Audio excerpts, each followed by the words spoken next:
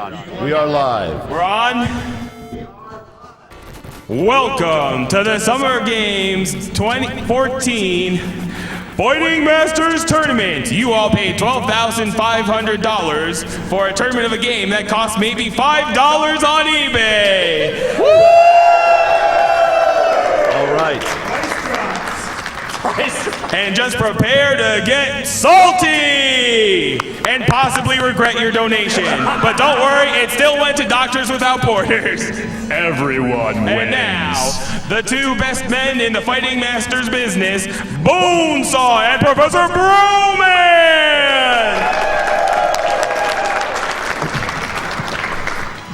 In the distant past, the tournament was dominated by 32 competitors, but the Dark Four, each a ruler of their own fighting persona, battled to the top to become the Fighting Master.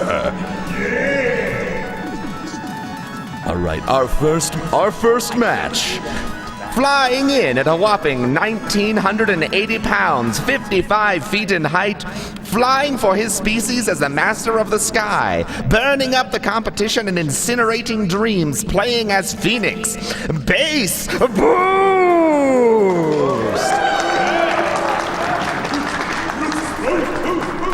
Swimming to the fight at a grisly 3,970 pounds, at a staggering 51 feet tall, the jellyfish who suddenly grew a brain and decided not to take any crap, playing as Rotundo, Spike Vegeta!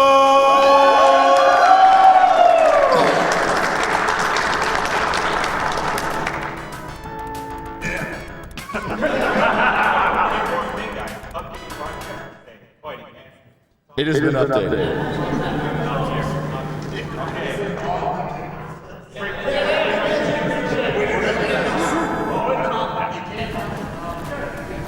You know what I'll do is I'll do 3 times. Because that just doesn't right. So we'll let them have them introduce it too. And then that.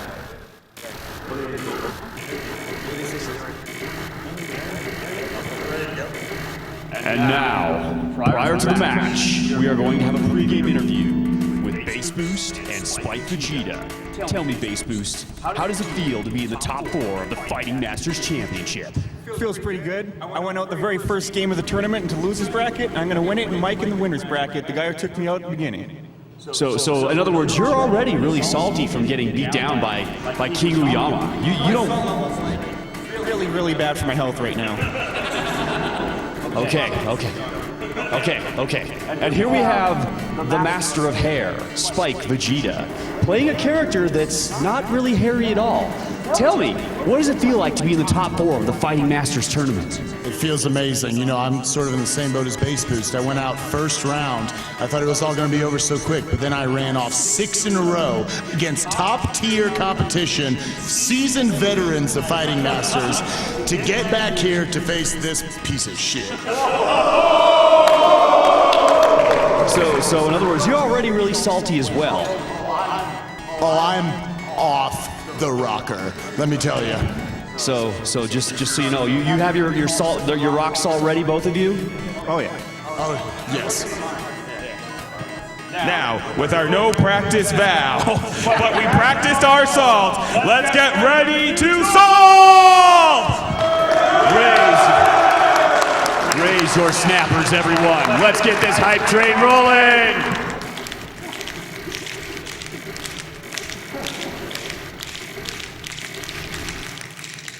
Go Ducks!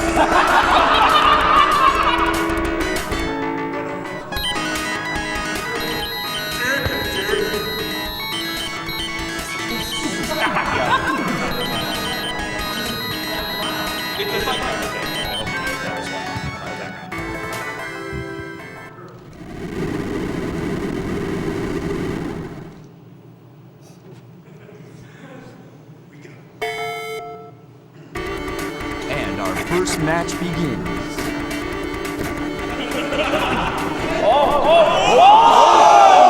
Phoenix coming in with the first slam.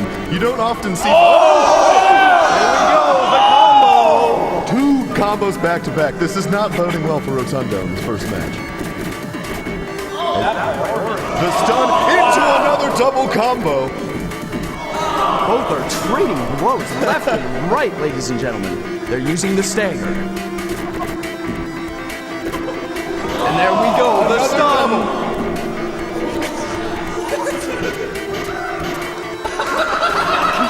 The distance on Phoenix's throws makes it almost impossible not to get a side screen, bottom screen double. Oh, here we go! The salty counter. Double again. It's not over yet. Rotundo is down. For the count is Rotundo. Rotundo is going to have to adapt in his strats if he wants to make it to the moon. Can we take this to the moon, ladies and gentlemen? To the moon. To the moon. To the moon. To the moon. To the moon. To the moon. And here we go. We're already off to a plus. Rotundo. Base boost proving to be too strong for Rotundo. Oh!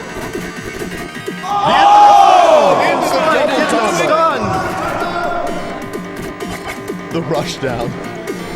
The stuns are too strong.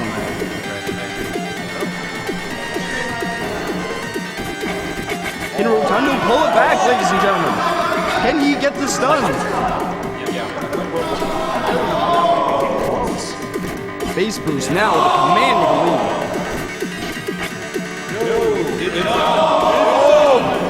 I believe that's it. Oh, that is it, ladies and gentlemen.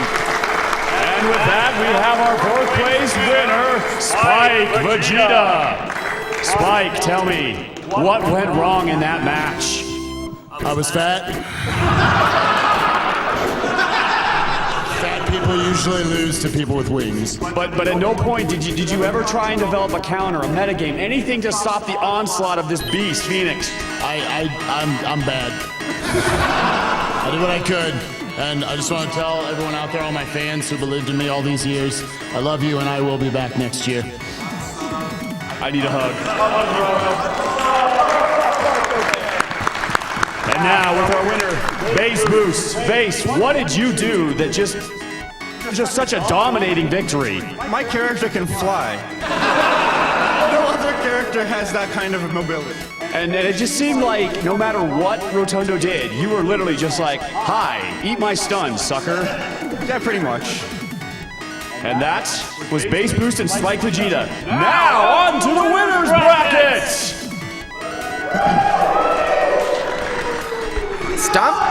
Stomping his way into the battlefield at 3,090 pounds, 72 feet tall, he stole candy from Godzilla, bullied the Cloverfield monster, playing as Xenon, True Shade!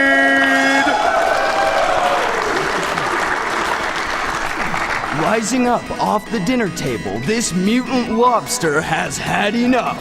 He's 2,420 pounds, 56 feet tall, snapping necks and cashing checks. Rumored to have 10 carts of Fighting Masters, the Fighting Master himself, a true veteran, playing as Zygrunt, Michael Uyama!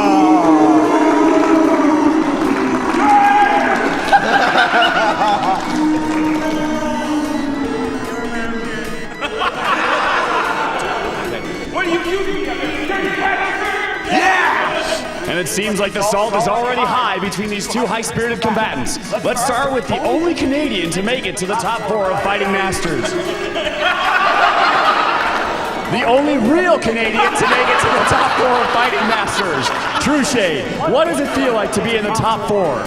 Well, when you got all these dirty Americans around, you need to feel in your heart. You need to get your hockey sticks and run wild all over these Americans. So what happens if the salt becomes real and the salt mine grows because the master here takes you down a peg? I have a hockey stick. He ain't walking out of here. Strong words from the only real Canadian in this Masters tournament. We now go to the master himself, Uyama. Tell me, What does it feel like to be in the top 4 of the Fighting Masters tournament once more? It is my deserved righteous throne. Such soft words that yet speak so strongly. What do you plan to do to your opponent today, True Shade? I'm gonna snip him with a claw so hard he's gonna get circumcision. And there you have it, folks. The salt is real. The hype is real. Everyone, raise your snappers. Let's get this fight on!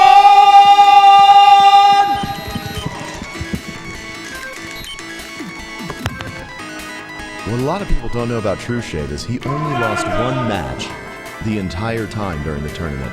Uyama also cleaned up. But he's a dirty practicer, rumored to have over 10 cards at his residence. All of the cards just prove that he knows how to play this game, which makes it just filthy. And here we go, the winner's bracket starts. With the long throw. Zygrunt now getting the lead, maybe with the infinite. Is it going to be the infinite, ladies and gentlemen? Do we have an infinite here? Blow after blow, not backing down. Xenon doesn't have a chance against the lobster. Does it look like Xenon can recover? Massive damage being dealt, ladies and gentlemen. This is insane. He's not even going to let him get up. Turn around, gets out of it. Oh, but thrown right back in. And it looks like Mike is going to take this round. The pure wombo combo throughout the entire round. Zygrunt wins the first match. The salt has never been great. You don't have to be sorry. I can't live without the worst at all. Can we take this to the moon, ladies and gentlemen? And here we go, the second match. Zygrunt already having the infinite. Wow. Zygrunt too strong. The body slam. Oh, here we go. Begins, everyone. The change, the turnabout. Do not. Can True Shade pull out of yet another infinite? No! The crab claws of death. Breaker.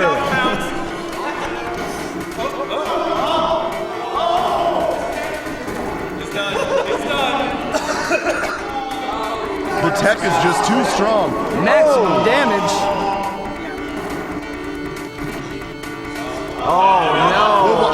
There we go. Mike Uyama still remains our veteran, our champion.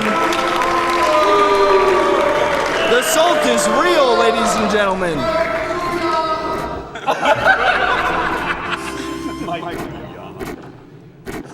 Yes. And that was a high-spirited but very quickly ending affair. Tell me, True Shade, as the only... Well, unfortunately, I don't think you're Canadian if you got your butt kicked that bad. What does it feel like to have a salt mine bigger than you?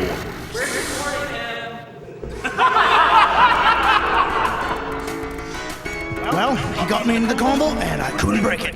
And you at no point you could figure out his game. It seemed like you were lost the entire match.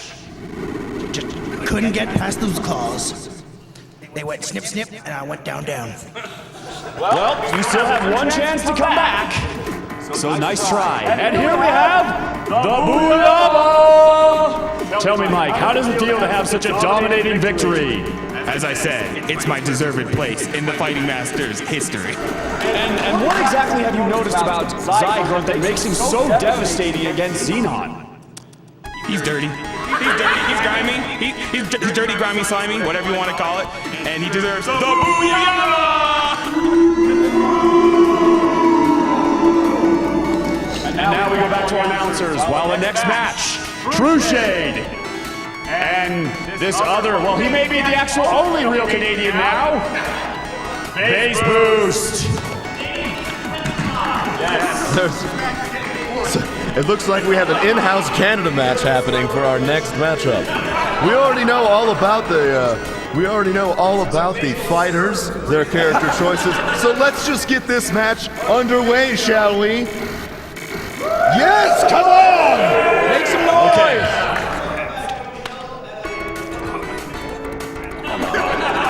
After an amazing victory, The winner gets all of the Tim Hortons. Base Boost, what does it feel like? Is your confidence high coming in? Like I told you, I'm taking down the guy who beat me in the losers bracket first round in the finals. So you're completely overlooking True Shade. Is he just a dirty Canadian scrub? Is that what you're telling me? It's a dirty hockey player, yes. Base Boost. I mean, True Shade, obviously. True Shade, obviously you have Lickitung syndrome. But tell me, after such a crushing defeat in the winner's bracket, are you still confident you can take out the real Canadian in this match? He's Canadian? So there's no love between Canadians, or Canadian and half Canadian, or half Canadian and half Canadian. Yeah, no love. Maybe Canada isn't as friendly as you think. Between two Canadians. Let's get ready for some Fighting Masters action. Raise your snappers.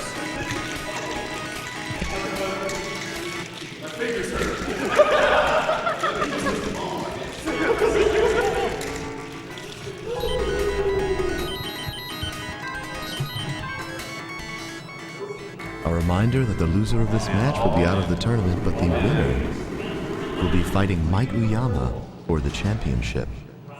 Major shoutouts to our neighbors to the north. And see, it starts off with a massive throw. You'll notice that both of the characters have wings in this match. Looks like we have an infinite going on here. Gosh! The tables have turned, ladies and gentlemen. Phoenix with some major damage. Can Phoenix pull ahead with this? The throws are not ending. Where are you at?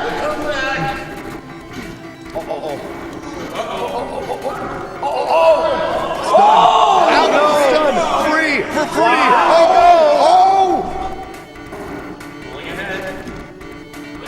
The table has turned, ladies and gentlemen. Phoenix taking full advantage of the footsies and his three-frame Real jab. fight. This fight is real. Wasn't really sure who got that grab, but looks like Phoenix pulls ahead. Base Boost winning the first match. Although based off of that match, there was not nearly a blowout. Everyone was landing, trading blows. This match could go to the moon. Bro, man, I have seen a man stabbed with a skate before, and that was worse than getting stabbed by a skate.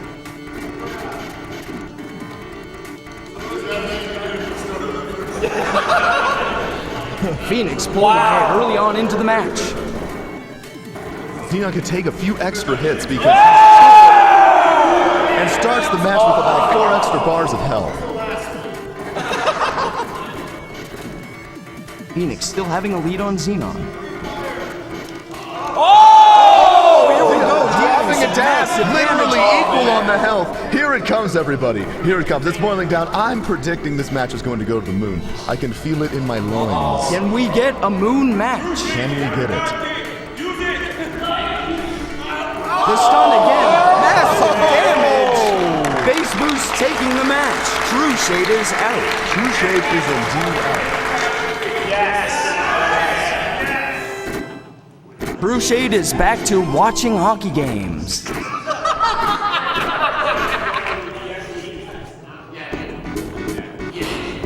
And now, a word with the Cheese Master, the Phoenix.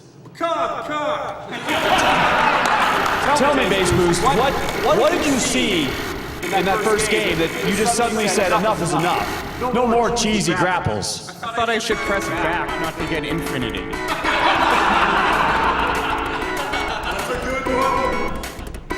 So what do you think your chances are going up against the Master once more? He needs some controller malfunctions here. Some serious ones. So in other words, what you're telling me is he's better than you. Just flat out better than you. That you're just basically not better than the Master, Uyama. He's a dirty practicer.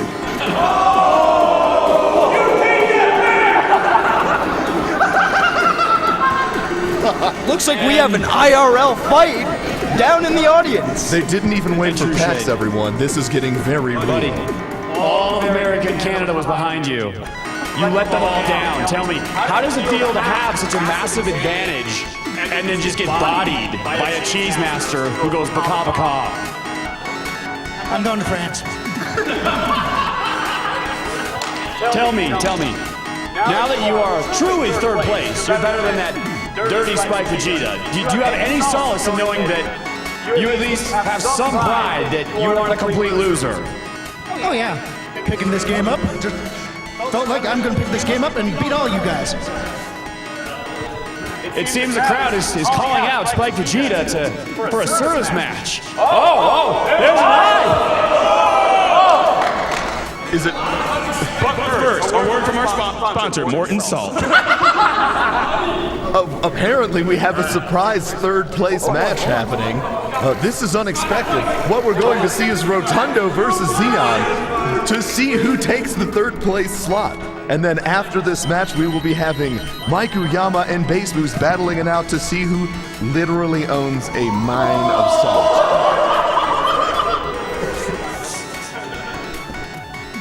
It seems we have a grudge match in the making between Spike Vegeta and True Shade Spike. Spike, what is up with this? You calling out True Shade? I hate Canada. The only thing I hate more is this piece of shit. True Shade, a quick word before this grudge match begins. You now have the chance to be kicked down to fourth place by this grudge match. Was it wise to accept it? Well, from my personal opinion, I don't suck as much dick as this guy, and I will never suck as much dick as this guy. Strong words from both our combatants. Everybody, get your snappers on. We're about to get this grudge match going! A quick reminder, the reason we're doing this bonus stream today is we would love to see Fighting Masters in EVO. Make sure to tweet this to everyone you know to get Fighting Masters into EVO. And here we go. We start off the first match with some flames. We're having a jellyfish barbecue, ladies and gentlemen. Can Rotundo do a rushdown on this cheeky strap? Rotundo, But it looks like he had the stun, but he missed it. Here we go. Going for a few aerial combos here. He's got the stun. Rotundo with the headbutt. Can Rotundo pull back? The stun, dealing the maximum damage. Something you might not know from the character sheets is that Xeon and Rotundo both hit just as hard. It's a unique issue. What I think is that Rotundo's going to win because you cannot burn something that's 95% water. Looks like the crowd is chanting for Rotundo. And the headbutt. Can we take this to the moon, ladies and gentlemen? I'm like waiting for the two people in the audience to just like look at each other like, we gotta do this. Can we get some squids in the chat, ladies and gentlemen, for Spike Vegeta playing as Rotundo?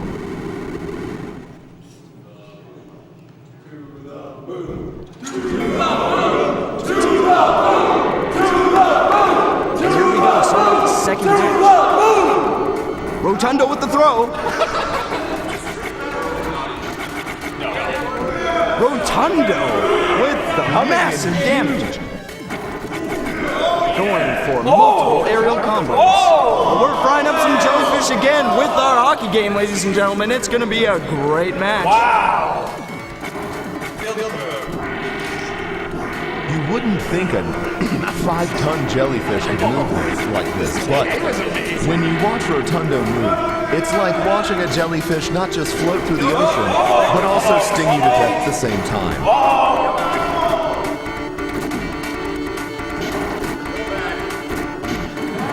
Can Xenon take the match? It's all over, ladies and gentlemen. True Shade avarice has cost him the third place slot.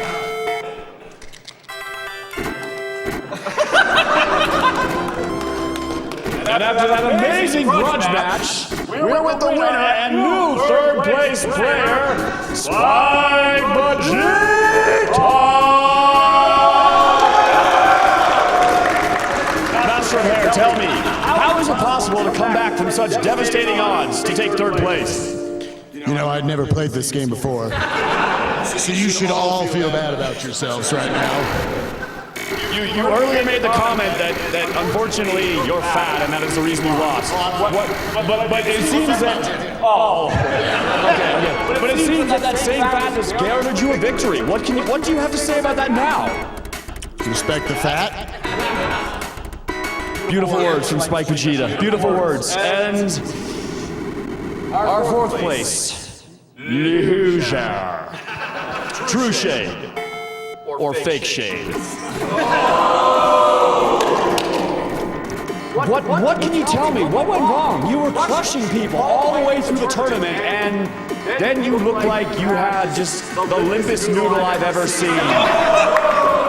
Did a bomb just go off in the I forgot to audience? bring my Viagra. And, well, you know, I'm happy. I got fourth, and I beat all you assholes. So, step one. Now, as the only fake Canadian in this tournament, do you have anything to go back to your homeland for? We've heard reports that you are not allowed back in your home country after this devastating beatdown you just took. I'm going to Spike's house. A beautiful scene. A not-so-real Canadian in the Master of Hair making amends. Fighting Master, folks. It breaks friendships and it rebuilds them even stronger than before. And now, the moment you've all been waiting for! 3 rounds! The first of 2. For the champion and title of Master Fighting Champion. Introducing first, we have the Master, Booyama himself, Master Mike Booyama!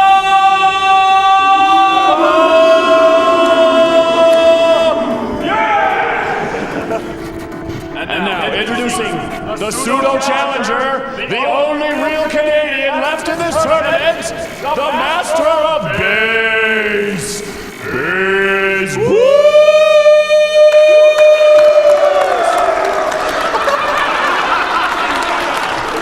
It seems, ladies and gentlemen, even the convention center wants our favorite Canadian son to win. Now first, before we start this match, a word with our fierce competitors. Booyama, you have crushed everyone in your path. Nobody has been left behind. Stands for a single match that you had one life bar left with Gold Rock, of all people, and you came back to win in incredible fashion. Tell me, do you favor yourself heavily in this match, or do you not take your opponent quite so lightly? I'm gonna clip his wings and I'm gonna turn him into chicken McNuggets. Cause America! So you have a strong sense of patriotism, I take it.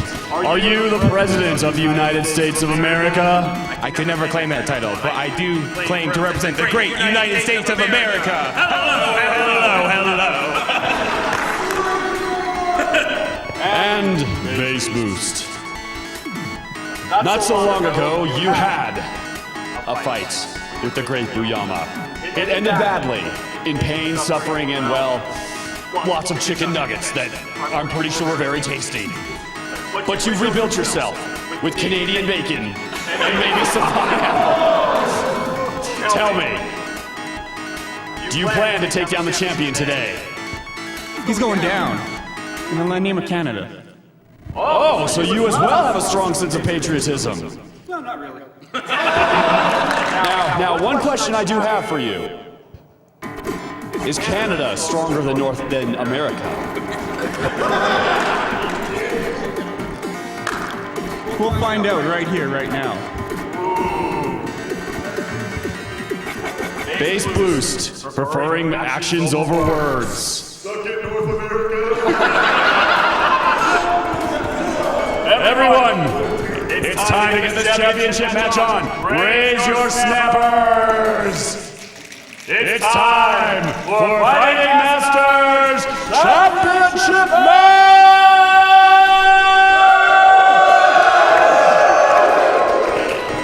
Everybody make some noise for Maikuyama.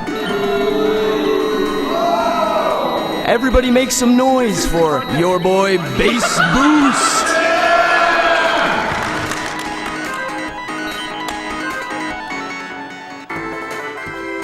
And here we go, ladies and gentlemen, the first match.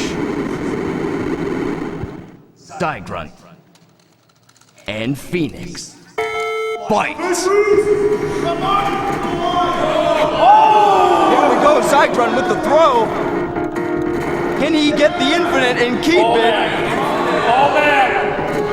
Oh! Here we go, ladies and gentlemen.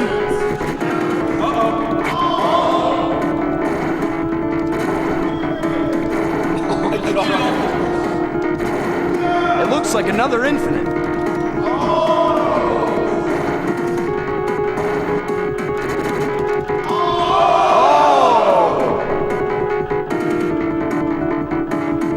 Both are staggering.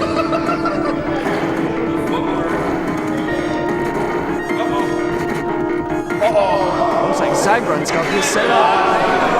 And Booyama takes the first match. I'm gonna snip you all after this! Can Bass Boost take it to the moon? You're all gonna be walking funny after this!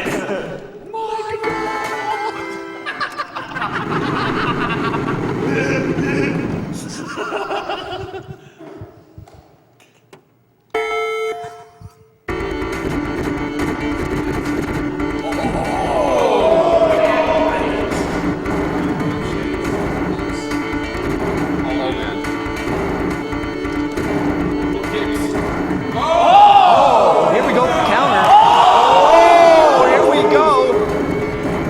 The double. Dealing a crazy amount of damage here. Can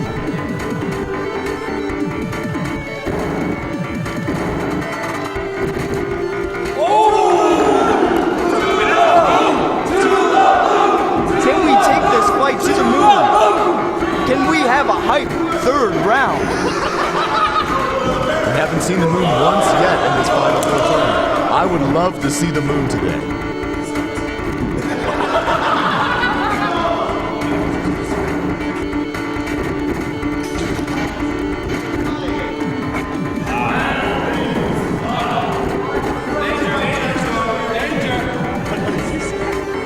Phoenix is in danger.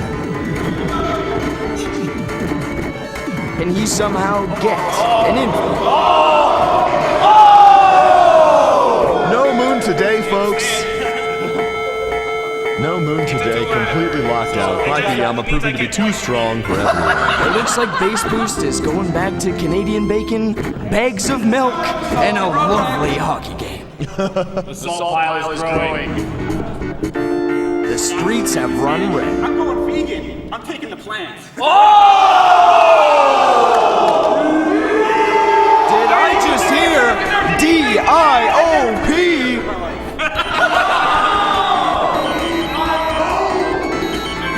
It appears the two champions have decided that they want to do best of three.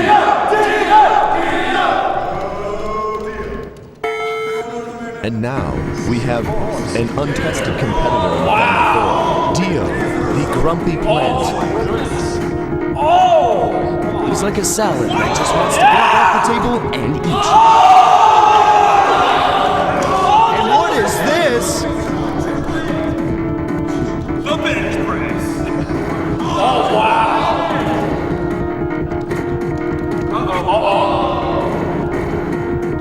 Cypher getting multiple grabs. Did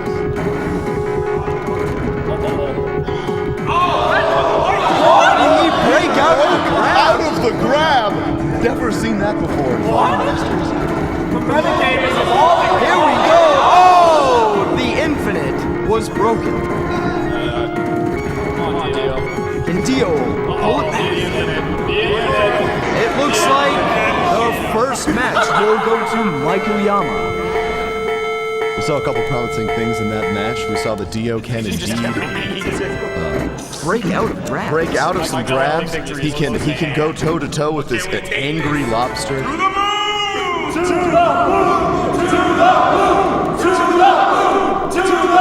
Are we gonna see the moon?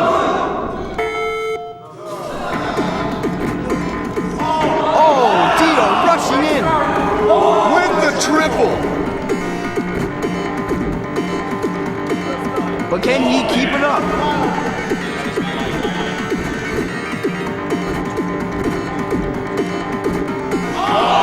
You know, bro, man, I have heard this Dio character has a very interesting nickname. D-I-O-P! We're definitely seeing how overpowered. Here we go with the grabs. Can we see a moon match? Landing hit after hit, not dropping the ball for a second. Oh, it looks like we have another grab. More stuns. Not educated on the tech of this game, you can grab and throw. We're seeing lots of that today. Can Base Boost take the match so we can finally see the moon? Are we gonna see it? No, we're not. Not yet, ladies and gentlemen. Base Boost taking the second match. We're going into a third. Take you all the way back down to the earth and then 1600!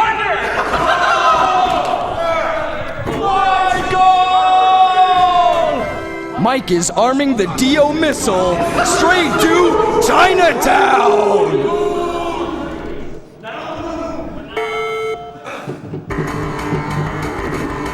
Here we go, ladies and gentlemen.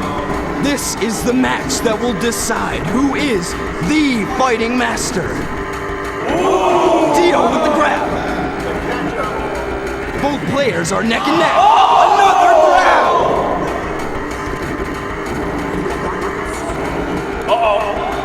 It looks like Roots Canada is making a comeback.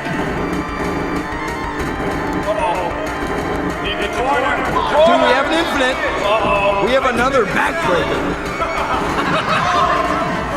Oh no. Sidrun now having a massive lead. Finishing it Does it look like an infinite? Shuts it down.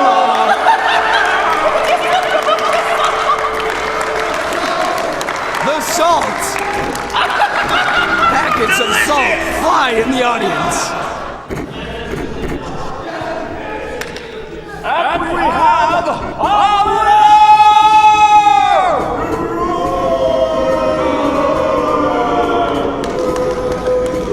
after decimating his way through many stages of top tier and low tier competition, the master of the fighting master for this year, Mike Booyama! Tell us, Mike. Tell us, Mike, how does it feel to be champion of Fighting Master? As I said, it is my deserved throne and Fighting Masters for EVO 2015. Fighting Master for Evo, Fighting Master for Evo. Tweet hashtag Fighting Masters for Evo. In that last game, it seemed like out of nowhere, Dio was just tossing you like a bug. I was toying with my opponent, making him complacent, and so we could take it to the moon, so I could just make him further from grace. Strong words. Now, do you plan on retiring after this? There have been rumors that after this, you're done. You're going to open your own training center for Fighting Master. I wish I could retire, but there are always new challengers. If nothing else, there's always people who get salty. Strong words from our champion, Mike Booyama!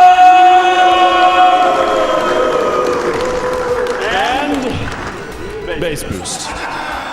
The tireless wonder. And I do mean tireless, who woke up 20 minutes before this match began, whose hair looked like Dio's mouth. The salt is real, as I can see. The salt is real. What happened? It looked like you found something, you had a plan, and then all of a sudden, it was gone, in a flash, like a fart in the wind. Well, yeah, I think I'm just allergic to seafood, so I just couldn't do anything there. So tell me, what could you have done differently? What did you see in that second match that you just could not carry over? I couldn't do my infinite combo as well as Mike's. Now, second place is not a terrible thing, but there have been reports similar to Fake Shade that you may be having issues getting back into Canada. Second place is not a terrible thing. What can you say to the border guards when they actually look at you and go, we don't know if we can let you back in after your failure at Fighting Master Tournament? Well, I'm still going back as Canadian World Champ, so that makes any sense. That's legitimate. That's legitimate. I mean, it's true, everyone, that second place is indeed the first loser, but in Canada's case, that still makes them winners in their own hearts. Everyone, it has been an amazing Fighting Masters Tournament. Many bodies were sacrificed. Many combatants shed blood, sweat, salt, a lot of salt, and tears. Unfortunately, Mike Buyama was the only one that came out on top.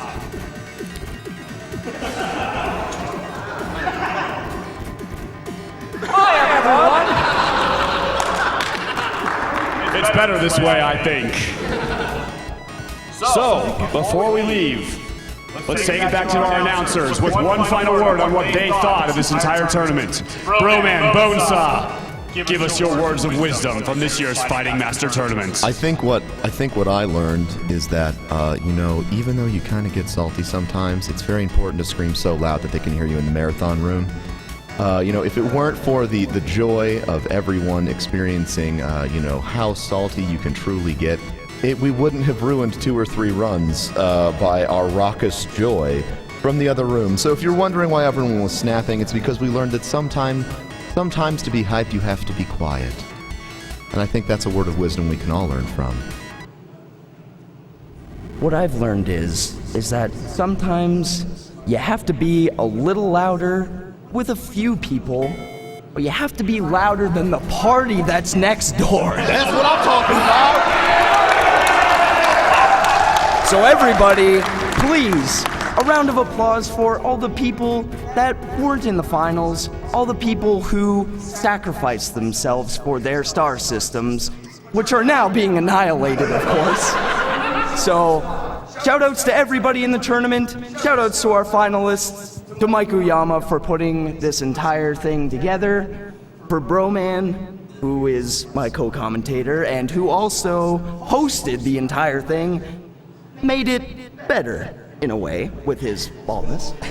So, make some noise, ladies and gentlemen, for Fighting Masters, for yourselves, make some noise! Raise your snappers!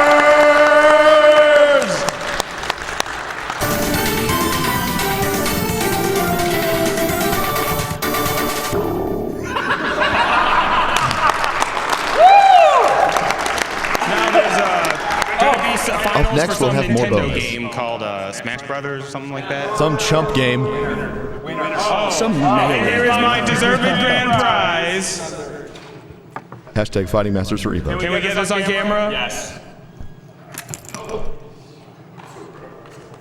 Do we have this on camera? Even the commentary was so. That's what I like. Wanted chanting.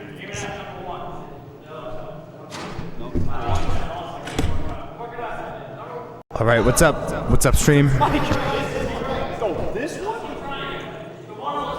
There's a lot of audio delay on the headset. This is my deserved prize. Now, before Smash, a word from our sponsors, Morton Salt. Can we?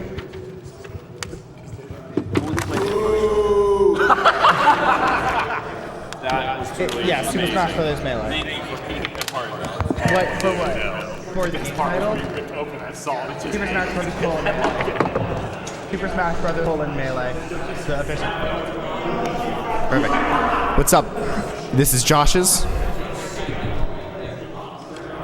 So we have Super Smash Brothers Melee coming up next, and we have a Midwest showcase for you today. in winner's side of this tournament, we have Mundungu from Wisconsin, a Fox player, versus Kurt Q, a Chicago Falco player. And waiting in losers, we have Shenanigans, an Ohio-based Ice Climbers player. Also, That Ain't Falco is commenting that I'm free. I'm just gonna use this. Wait, what are the sets? Okay, is that easy? What are the sets? Is it all best of 5? I put it in. All right, so everything is going to be best of 5 today.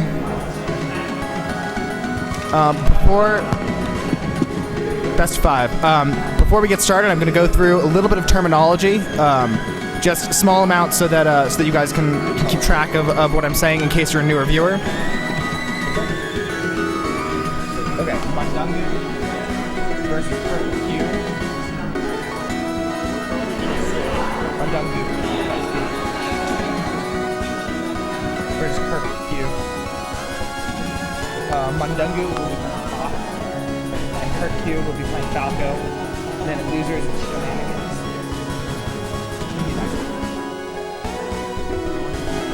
If you can help, that'd be great. Oh, we don't have 2 headsets on. Okay. Yep. And then and loser of that one plays Shenanigans, and the winner of that one plays the winner of this one. And then there's a thing called a bracket reset, but that's complicated, and we'll get into it if it happens.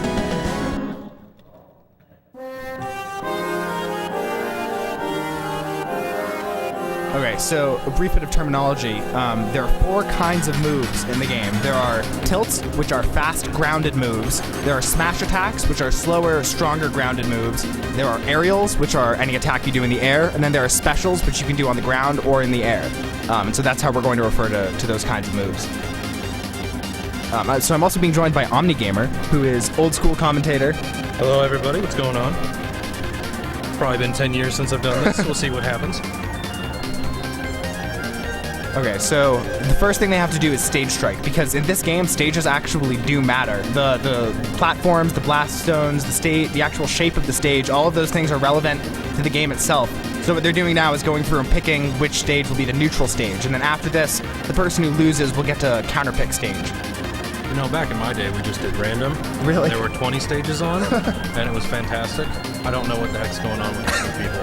Yeah, so over the evolution of Melee as a game, and the metagame has evolved in such a way that a lot of stages have been made illegal because of certain advantages that some characters have on them.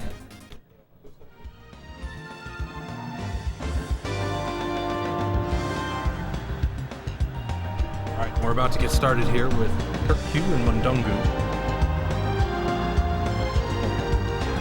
What? No, this is winners.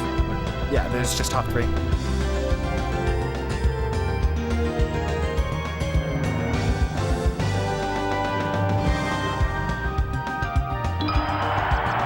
Okay, so it looks like the neutral, they went to Yoshi's Story, which is a small stage. The blast stones are very close in, so you're going to see a lot of deaths at lower percents.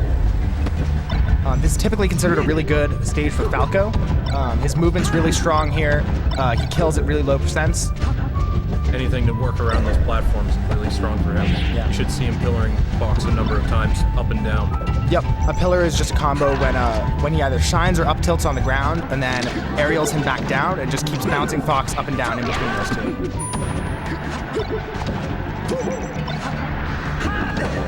Ooh, so the down air is a true spike, which means that if it hits him off stage, he's going to die immediately, but it hit him on stage, so he was able to tech roll back in. An up smash doesn't quite kill. This isn't necessarily a bad stage for Fox either, since he'll be taking advantage of both killing off the top and off the side through judicious use of shines. There you see the up smash. We'll see that plenty of time more, I'm sure. Absolutely. Fox has great vertical killing power with his up smash, his up air, which the second hit of that is a great vertical killing move, and he has great combos into all of those. Great short in there. That's a very difficult maneuver. It didn't quite save him, but definitely a good mix-up.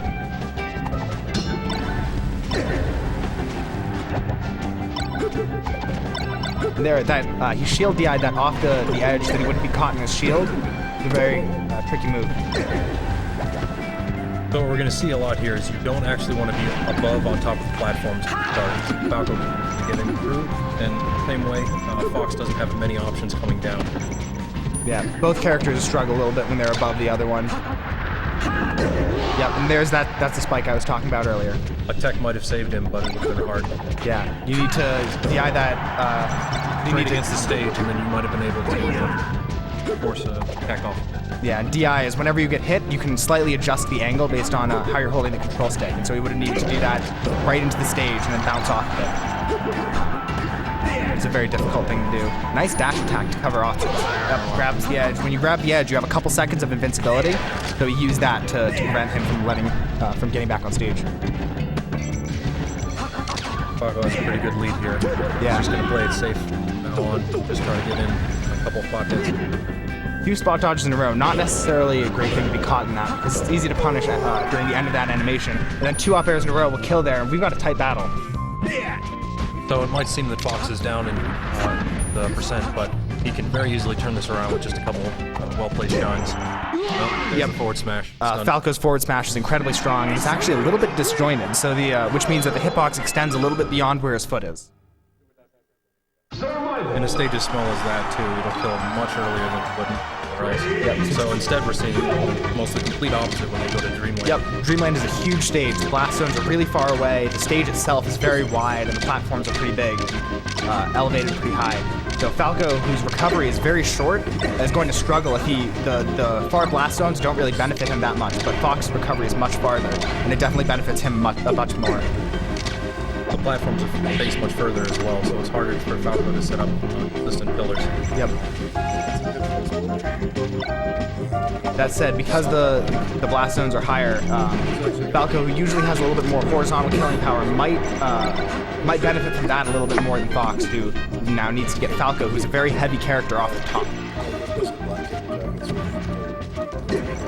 Nice read there. What you're seeing from both of these players is a very aggressive placement. This is indicative of most Fox and Falco players, especially in this kind of matchup. Otherwise, you might see Fox staying back a little bit more, finding some more layers. But the problem is that Falco can get inside so quick. Yeah, so these two characters are called the Space Animals, and they're far and away the 2 strongest characters in the game. There's a little bit of discussion as to which is stronger. It's usually ended on Fox being the stronger of the 2, but these 2 characters, nobody really thinks that any character is stronger than them. This matchup is very even. It depends on stage, but it usually goes back and forth, and either character can win the game pretty handily.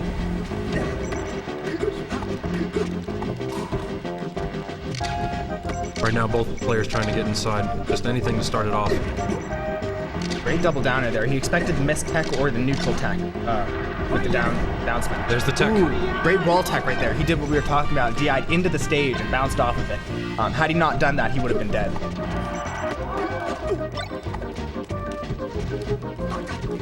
Some more footsies, but Falco with a pretty clear lead here. Fox will need something big. Take the stock early. Yeah, that'll do it. So even with the wide blast zones, that's not something Fox will recover from. Yep. Fox's recovery is good, but it's certainly not the best. A little bit of inaction on Fox's part. Yeah, Fox never really wants to be sitting still. He is extremely fast, has a lot of really fast options, so he usually benefits just from moving around a lot, dancing around his opponents, especially when they're a slower character like Falco.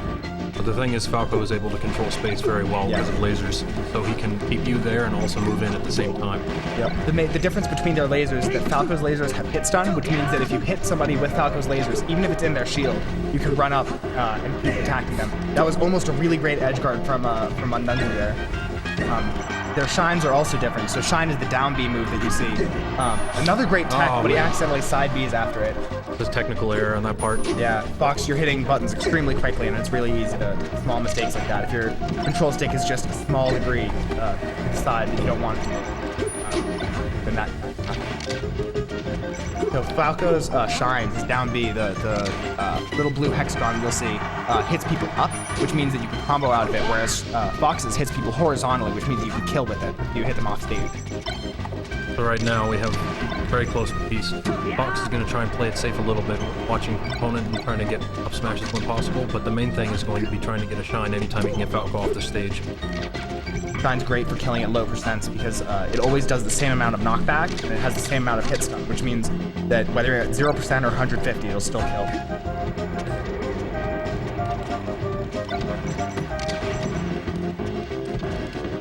Great back air there from Falco. Not converting though. He's winning the neutral game, but he's not quite getting the combos that he needs to finish off Fox. That forward tilt could do it. Oh, Yep, that's it. Jump down He with the went suicide down. spike.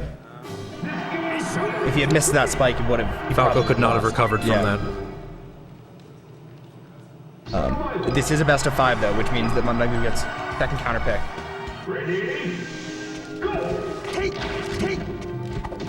This stage again, platforms move up and down, which creates a really interesting dynamic for a lot of characters. And like you just saw there, he got an up smash through the platform, which doesn't work on any other stage. And it'll change over time as the stage itself changes. Yep, and at some points the platforms are just gone, like you see on the left right now, which again is really interesting. There's no other stage that's tournament legal that only has a top platform. Uh-oh. Fox is in the middle trying to control space at this point. Yeah, having center stage is really important. For like the most obvious reason is just that you die when you hit the sides or the bottom, which means that when you're in the center, it's the hardest to kill you. But it's also just an advantageous position because you have the most movement options. The height of these platforms also makes it a little more difficult for Falco to approach. He can't quite space it as he likes to. Yep, at certain points he can't do short hop attacks, so you'll see sometimes when they jump from the ground they go higher, and sometimes they go towards a middle height. When the platforms are at certain heights, if you try to short hop, the platforms will cancel your attacks before they have time to. Fox finished that last stock with an up smash out of shield. It's a very difficult thing to do. A very advantageous thing, so you can be guarding it and have an immediate counterattack ready. Out of shield options are really important in this game because if you get stuck in shield, people can grab you, they can shield pressure you, and then get shield pokes. The main out of shield option that you'll see is either grabbing or jumping, and jumping is a really important one. But if you cancel a jump into a ground attack, you can do things like up smash or shine out of shield. Falco playing it very smart with that recovery.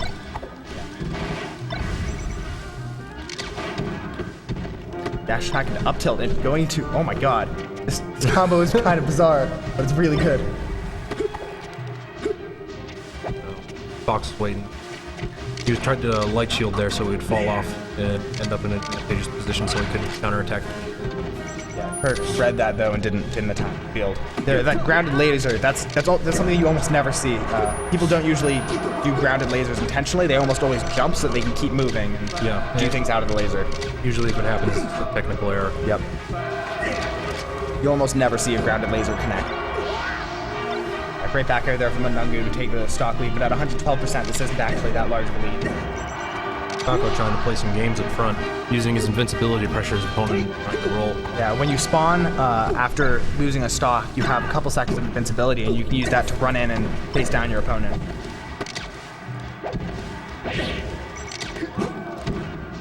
Right there, we can see the platform's messed up. Falco would have had a much better shot at that if he had actually landed through, but since the platform was high, he missed completely. Yep, great shine back there. Tries to go in and cover the ledge option, but doesn't quite get a move out in time.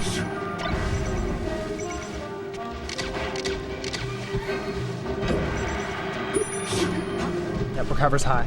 Smart. Yep, Fox was trying to cover every... Ooh, so that's another difference between these characters. If you get hit by Fox's side B, you'll get popped up, but if you get hit by Falco's side B, you'll actually get hit straight down. And if you're not expecting it, that can be really dangerous, which is what just happened there. There's another up smash out of shield. Yep. Pretty much equalized things, so Fox is only 33. At this point, it might as well be 0. Yeah, these percents, in this matchup, they don't matter a huge amount because both characters have such strong killing moves that small amounts of percent aren't a big deal. The big thing's going to be whoever gets the next grab. Yep.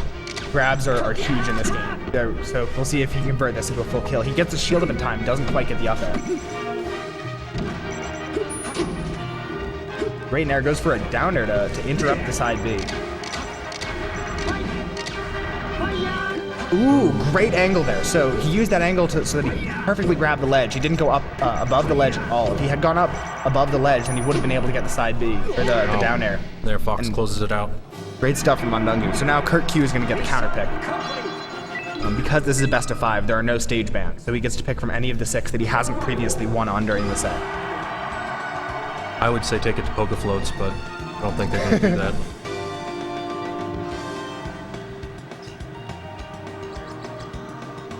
Pokemon Stadium. Pokemon Stadium is a stage that a lot of space animals love.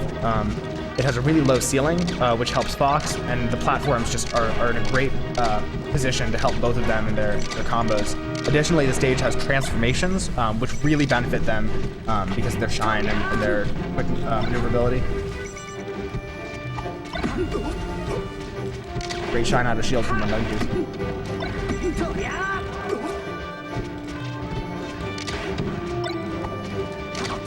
Falco playing a little safe.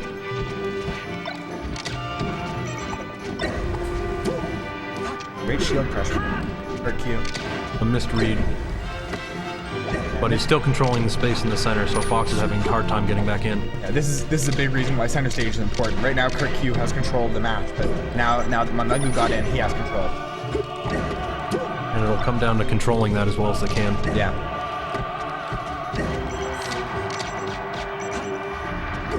So right now, they're just looking for any kind of quick, powerful hit, so usually a back air will be sufficient. If Fox can get an up smash on in any situation, it'll probably kill. He had a great fall through back air there to take the stock. But again, 136, that is not going to last very long against Falco. You see fishing for a nair or a back air. Anything that'll just close the stock. A little bit of a technical error from Fox there. He tried to go for an up air, but I think that was intended to be an up smash. Nice. Trades with the back air, and that's not something you want to do at that higher percent.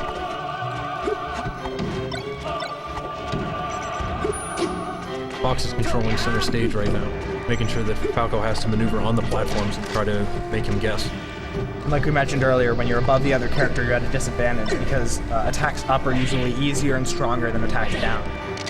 That said, Falco does have his down air, which is incredibly strong, so Falco has a good option to get down, but if he misses it, then he's wide open for any attack. So you only really have one chance. Oh, that was intended to be a shine up smash, but it seemed like he slid off and I'm a little late. A very technical move where you can shine and then immediately up smash. Good hit most characters. Yeah, because shine has a specific amount of knockback. You can up smash. Ooh, and Mundungu misses the recovery. So they're both waiting out their invulnerability. Whoever has invulnerability the longest has a slight advantage. Yeah, just playing it safe there. Patience is a huge deal in this game. Aggression is usually going to get punished, so you need to be really careful and pick your spots when you aggress. Try to do the up smash reset.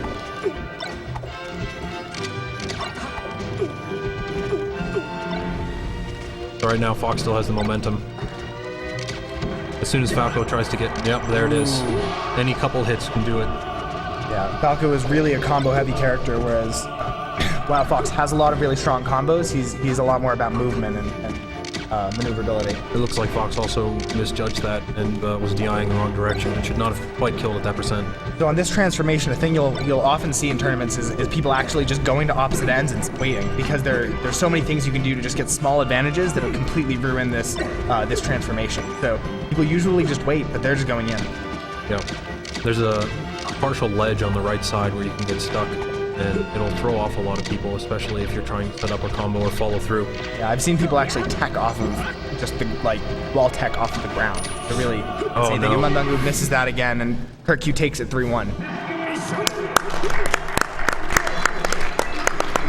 Now we're going to see Mundungu versus Shenanigans, which is going to be Fox versus Ice Climbers. This is another best of 5 set, and the winner of this is going to play Kurt Q in grand finals, but the winner of this is going to have to win 2 sets in a row against Kirk in order to win the tournament. As a note, this is also wobble legal. Yes. So you will probably see some of that. Yeah, Shenanigans has been practicing his wobbling. Wobbling is a technique that ice climbers can use when you have both ice climbers alive when you get a grab. That is basically just a simple infinite, where you can get an infinite amount of percent and immediately convert it into a kill. It's a very powerful technique. It's a little bit difficult to land and hard to master, but Standard rules don't allow it to go above 150? 250. 250. Yeah. So it can't be used as a stall tactic. Yeah. Shenanigans is I've seen him get a little bit impatient and drop it a little bit early before, but for the most part, once you start to see a wobble, that's it.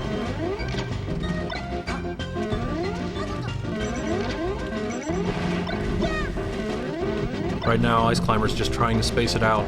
They'll go in for a grab the moment they see it. But right now, he's just trying to keep them together so he can start a wobble immediately when the time comes. So playing against Ice Climbers is different than playing against any other character because the grab is so powerful. Oh wow, Nana died there. So when Popo. Or Popo. So with this character, with this costume, Popo and Nana are actually switched. But when the two Ice Climbers are separated, the one that you don't control is just controlled by a level 3 AI, which is usually not going to get you very far in tournaments. So you want to keep them as close together as possible.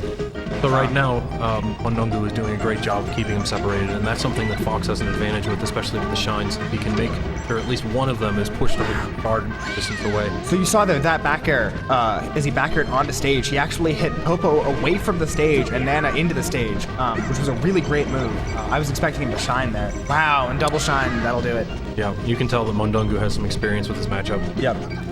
You have to play it very differently than any other matchup. He's making sure to escape to the platforms a lot, and that'll keep Ice Climber's options limited. They won't be able to wave dash in and get a grab, not a surprise. Yeah, or a down smash like that. Ice Climber's down smash is incredibly powerful. You can, because their wave dash is so far, you can wave dash, down smash. Yep, grab the ledge, that'll be it. So, Shenanigans' plan is still going to be to try and get in however possible and grab. There Here we go, it is. grab. Oh, but he Nana didn't set it up. does not agree with that and dash attacks away instead of getting a wobble. All right. Mondongu's still controlling the situation. Popo is dead, and so... Ooh, yeah. So solo Popo, or solo Nana in this case, is considered a really not a very strong character. Yep, tries to use an air dodge. Some Ice Climbers players can take that to their advantage, but in this case, it's not part of Shenanigans' game plan. Because you can... Oh, man. Wow, just kills Fox. Yeah. In some cases, you can kind of predict what your opponent's going to do if they're going to chase after your partner, but right now he's set on getting the wobble, and he no longer has that option. Yep. And there we go. More shines are gonna take it. So now, I would usually say that Ice Climbers would counterpick Final Destination because that's considered a really, really strong Ice Climber stage. But he's he's going there anyway. He said that he doesn't love the stage, but if it is still a really, really strong Ice Climber stage. So just because I know Mondongu's style, he's not going to be a type of player to stand back and fire lasers. Yeah. He's very aggressive and he'll try to get in whenever possible and try to control the situation with shines.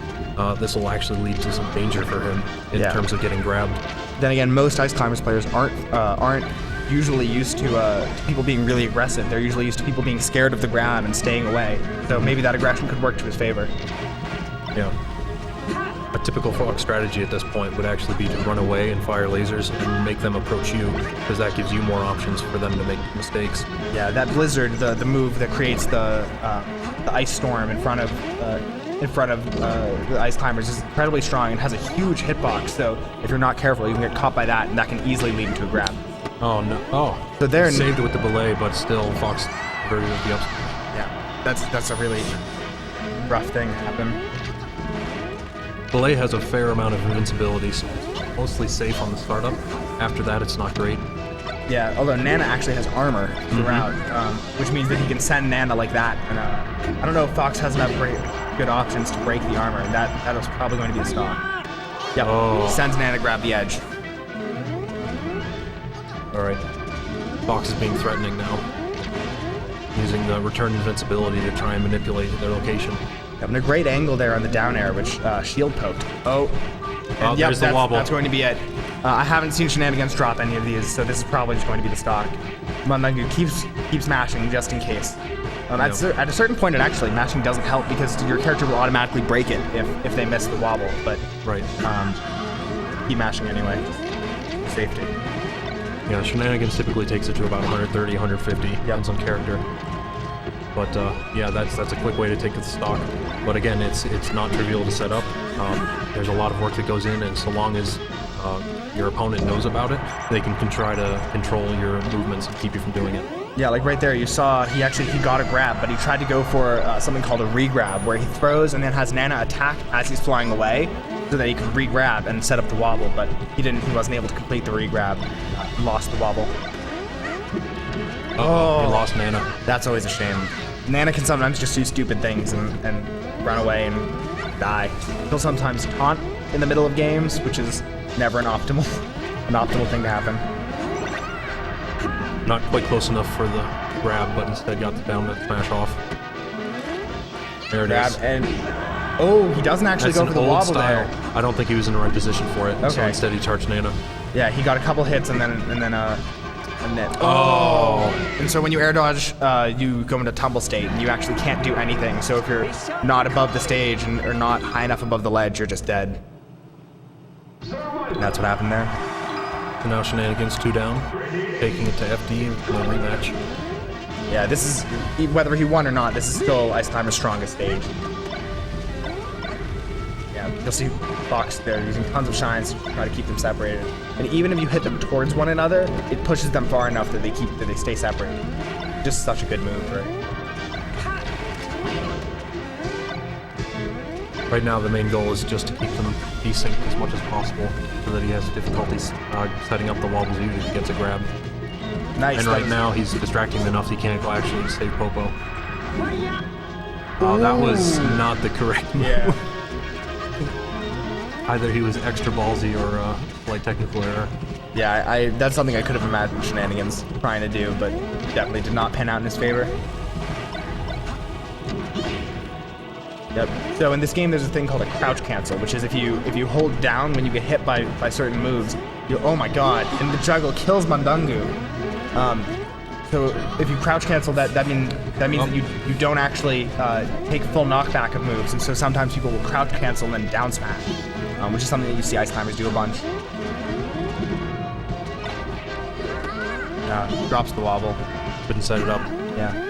He would have broken out too quick before Nana was in position. Yeah, so below certain percents, you can just mash out of wobbles if they don't do it completely perfectly. Yep, and there again, you see the separation, then distractions that go out in favor. Yeah. And this stock, at this point, all percent that he gets is just bonus. You wouldn't expect Sopo to take stocks. So the game plan with Popo is usually just to try and get in. He has a lot of hitboxes that work out in favor, but the thing is that Fox is so fast and a lot of them will take too long to actually make a difference. Yeah, additionally, Popo's recovery is not very good. You have to do the side B and then mash it, and the problem with that is that you can't even grab the edge after it for a while. So it just leaves you vulnerable, and there you go, that's another wobble setup. So we have a tied game right now, assuming he doesn't drop this. Mandungu basically just stops mashing. Yeah, it was a tech chase. It was a good follow on that. Ooh, drops the follow-up though. The follow-up, so people think that that's trivial. It's really difficult to actually get the punish, the kill move straight out of the wobble. This will be hard for him to set up again. Yeah. Since Fox has high percent, it's not going to be an easy way to get in and grab. Yeah, you can't really combo a character when they're at this high percent. Oh wow. So yeah, this is bad. He needs to land a strong kill move. Oh, nope. Oh, wow. Oh, wow. What belay. Interesting stuff. Popo with the edge hog. Mandungu takes the 3-0. All right. Great show from Shenanigans. And then we get the rematch. Q and Mandungu. Yeah, so... this winners finals? Grand finals? This is grand finals. All right. So yeah, looks like they're striking to the same stage again. Not much has changed since their last set. A lot of people trivialize controller position, but it's actually kind of important, especially to know them. Not only the spawn points on some stages, like FD, but also just your starting location here. So Fox actually starts with the center of the stage, and that gives him a better vantage point, at least if it can profile and go right out of the get-go. Yeah, there is something called a neutral start, where you can force both players to start in a neutral way, which is both players starting on the opposite side platforms, but people don't usually ask for it. The advantage is usually slight enough that it doesn't matter. But In a stage like Yoshi's Story 2, the spawn is always at the same point, so it doesn't matter which controller port. So it's only the very beginning that's affected by it. At a stage where, like FD though, you do start on a different side. You can argue that it's essentially the same, but realizing and knowing what your options are at different points, kind of create a dynamic with it. yeah. Throw to back air. Interesting. Another back air. Falco's getting a little ballsy on this. Yeah. Kirk is trying to land some combos to get some stuff started using using really risky setups, and just like you saw there, he gets punished for him.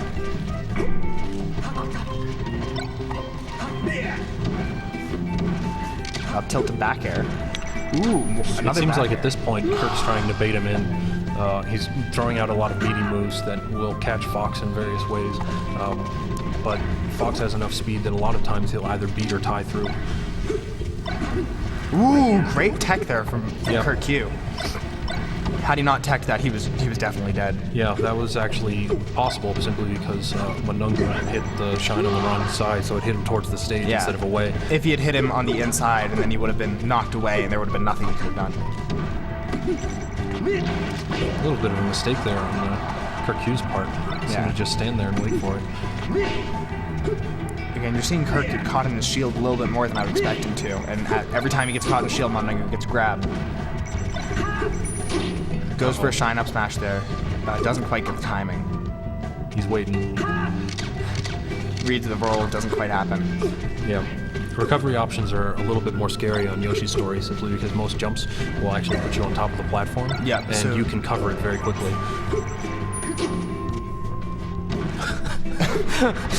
Wow, yep. Yeah, so recovery, so options from the ledge are attack. You can jump from the ledge, which is sometimes called the tournament winner because it's not usually a very good option. Neutral get up or drop and then jump. So those are usually the options that you'll see. And we see it back at Fountain of Dreams. Yeah. See right there, if it was a different stage, Falco would have been able to work with that pillar a little better, but it was kind of in between, so a full jump would have missed and a short hop also missed. Yeah, and there was an example of why this stage is being used to counterpick for Manungu. At that height, which isn't a height that exists on stages like Yoshi's Story, Falco was not able to recover, but like right here, Fox was still able to recover because the blast zones are very far, the stage is very large. I'm actually surprised I didn't see Falco go out and try to punish that a little more. Ooh, great tech. He's playing it safe on the stage. I would expect to see more like that, where he takes the ledge first and has a better angle of the down air. Yeah, I think he was trying to also cover the high options, or to threaten the high options, high recovery options, which can be really good when people take the edge.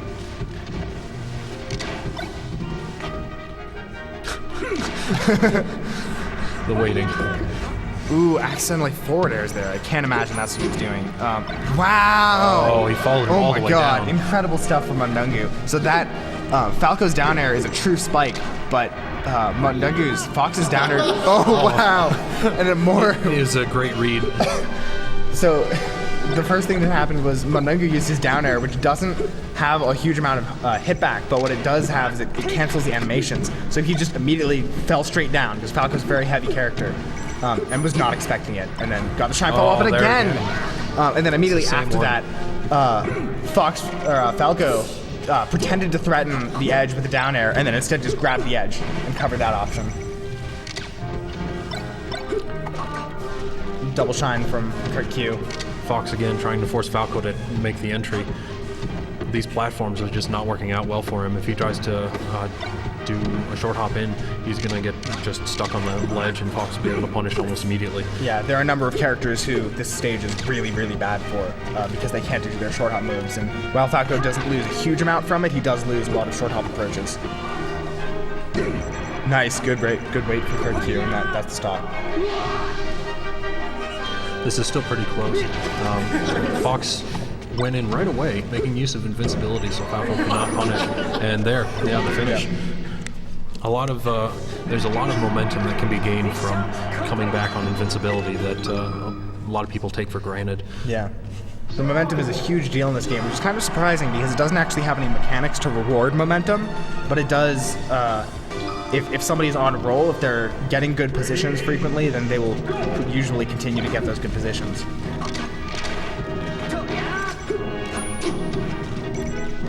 We turn back to Pokemon Stadium. Yeah, it looks like they're using the same counter picks as the last set. Yeah, you can see now Falco's making use of the platform in this. Oh man, point blank shine. Falco didn't even see it coming out. I'm not sure even Fox did. Yeah. He just took the opportunity. Yeah, Falco's trying to position himself right behind the platform to limit Fox's approach. Yeah. And also control the stage with lasers. Because again, when you're below a platform, it's difficult to attack from above. You need to attack, and while you're attacking, you can't fall through a platform, I don't think. So, it can be difficult. Oh, he missed the tech and punished with a nice back air. Oh, great angle, though, from Mundungu. Yeah, he's really been the nailing forward those. smash. Those angles are really difficult, but there are hundreds of angles you can do. There are some areas where you can't actually do the move. It's not consistently, the angles are not consistently spaced. I think that's dead. Yep, that's it. Falco's recovery is not very long. So it looks like this counter pick is working more in Mundungu's favor. Ooh, and then he strange misses. transformation screwed him up. Yeah, stage transformations can do weird things. Sometimes you'll just see people fall straight through the stage. Yeah, that was a point of contention some time ago. Various characters just, at some point you can just jump and you'll fall through and there's no point of recovery. Yeah, you're just under the stage. Ooh. Technical error. Yeah, I can't imagine that was intentional. It's intended to be a laser, and he's going to follow it up with something else. Right now, Falco's trying to control some space, make sure he gets in with either tilts or otherwise. He's actually not taking it as aggressively as I would expect him to, but as soon as he finds something, he's definitely going to unload. Right there, just narrowly missed the lasers. Yeah, again, because his lasers have knockback, they will interrupt the move, and they'll cancel his update. Ooh, grabs the ledge. Great edge guard from Mundungu. That was right in between. He had a chance of actually landing on the stage there if he was just a couple pixels higher. Yeah. It's a good mix-up because your opponent can't always tell exactly how high you are, but if you know the timing, you know which one you're going towards. Fox is in control here. Yep. Great combo from Mundungu, and that'll do it. That'll punish it through. So now Mundungu is up 2-1 for the first time in any of their sets. Mundungu actually has the lead, and if he wins this next game, then this will be a bracket reset, which means that they will have to play another set, and the winner of that set will win the tournament. If Kurt Q brings back the next 2 games, though, then the tournament's over right then. Uh-oh. Falco a little sloppy on the shines. Yeah, he doesn't bring it back to Stadium. Decides that kind of pick isn't going to work for him, and then he uses one of Fox's counter picks from the last set that he won on. Although, to be fair, there's only so many stages you can go That's to true. at this point. There are 6 legal stages, and you can't play on one that you've already won on. So. Oh, very good spacing there. He got in and then immediately got out just enough that Fox could not punish, but he could get in right with a forward smash. Yeah, and even if Fox had shielded that, he actually still would have been out of range of a grab. We're seeing a lot of forward smashes from Falco. Like I mentioned earlier, forward smash is an incredibly good move, but it has a lot of... Ooh, great tech from Mundungu. It has a lot of ending lag, so it's very easy to punish if it doesn't connect. There's that wave dash onto the stage. Yeah, there are some Falco players who base their entire game around landing those forward smashes and just catching people off guard with them. But Kurt Q isn't necessarily that way, so when he uses it, it's almost always a mix-up. It was a good read, but not quite executed. Falco trying to control. His up tilts can be used situationally, and this is one of the stages where you can still get it to connect through the platforms. It's still probably not the best option, but at some points when Fox is getting up, it's a much safer option than putting out anything else.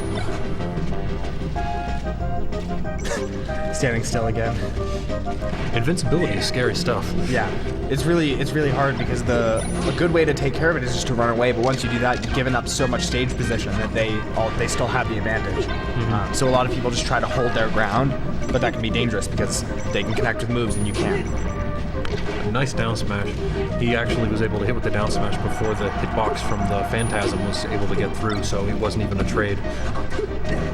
Yeah, these 2 characters, their side B, have a couple of invincibility frames, but it's not consistent, so it's possible to punish. What you're going to see here is Falco trying to finish with a back air. He's just going for it. Down air. Huh. interesting choice. They're waiting each other out again. Yeah, he could have recovered there, but he would definitely not have had a guaranteed edge guard if he had. He opted instead to reset the damage and begin anew with brand new positioning. And he is still up by full stock, but there's an old saying, one stock is not a lead, so especially not when you're playing against Fox. So this match is far from over. Up throw into back air. Tries to interrupt it with another back air, but he smartly double jumps to stall the timing. Yep. Gets a raw up smash though.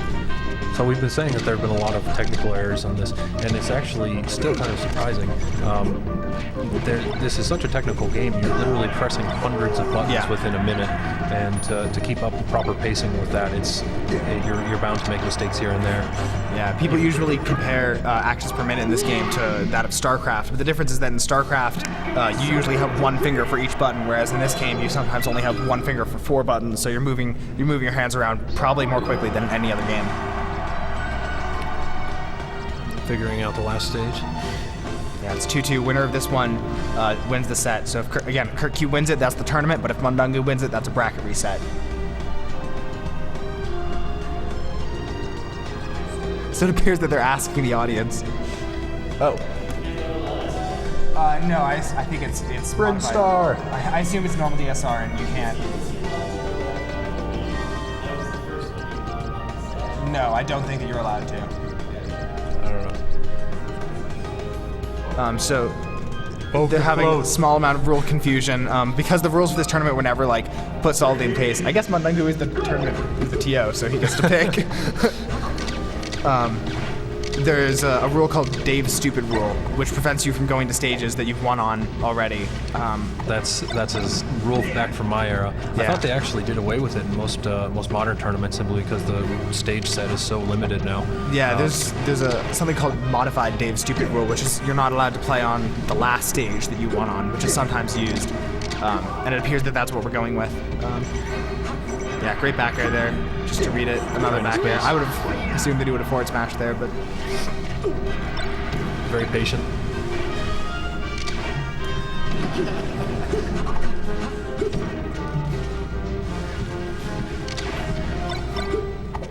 So in this case, it looks like Falco's controlling the center. Fox is trying to get inside just a little bit, but it's tricky with Falco simply because he can force you to the edge and keep you there with lasers. And in the same way, you don't really want to approach him because he can counter you pretty badly with just some decent spacing. Yeah, his standing options are incredibly powerful. Right there, you see a forward tilt parried with an up smash from Fox. Fox's up smash is considered one of the best moves in the game simply because it's so quick and does a lot of damage.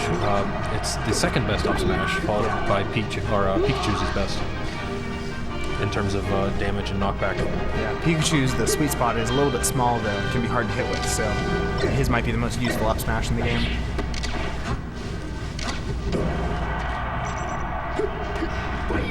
Oh, he thought he was going to get off the ledge sooner. That might have even just been a little too much off for him to grab. Alright, Fox again holding it out. He's trying to keep Falco on that platform as much as possible because it restricts his movement options. He can only ever roll to the side or just get up, and if Fox is able to space it correctly, he can punish each one of those options. Yeah. Fox is fast enough that he doesn't necessarily have to pick a single option to punish. He can cover multiple options, which is a big reason why he's considered the best character in the game.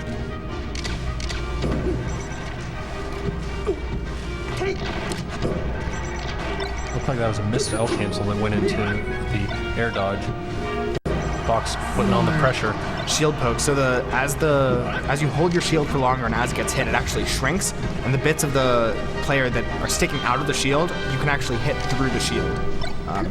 That's called a shield move. Falco's actually has some limited options out of shield, as compared to Fox at least. Yeah.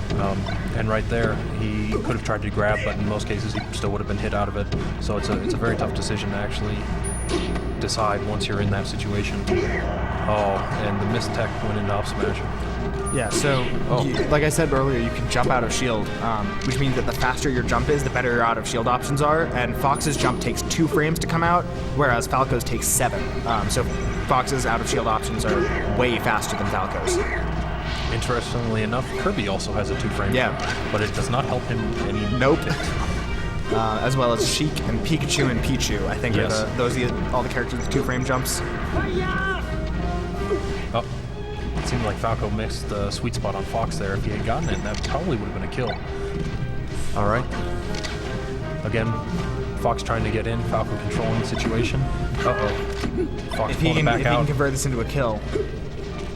This is still very dangerous for both of them. Oh, yeah, this Fox is Fox far can from do over. whatever he wants with a throw, but at the same time, if he misses... Nice back air.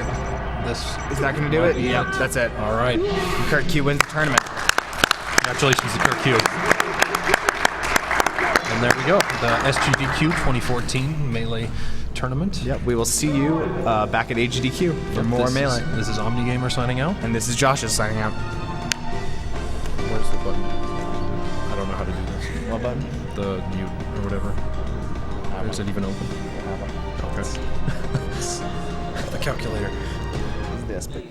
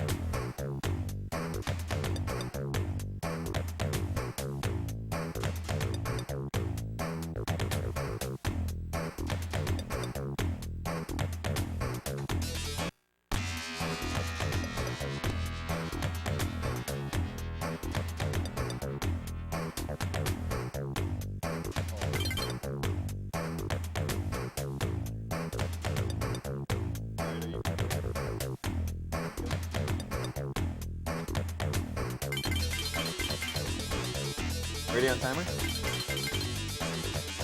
Okay. 3, 2, 1, go. Okay.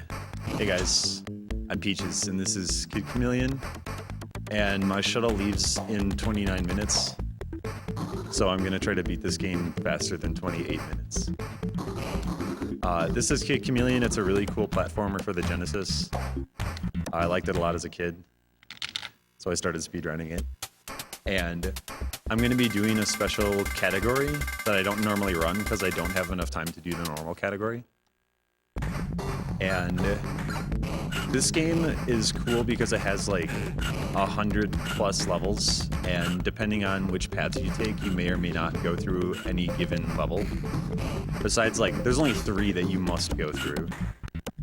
But anyways, normally the category that I like to run is killing all the bosses, and it takes about a half an hour, and I don't quite have time for that. So if you got world record and sprinted, yeah.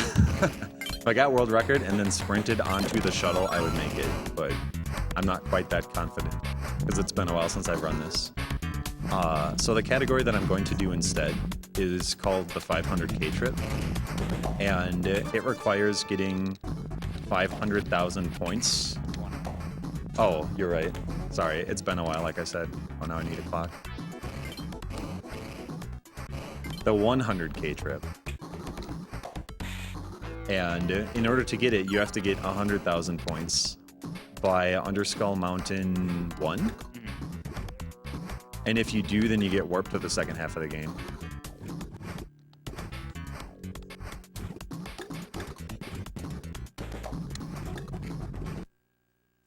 So, I'm going to try to do that.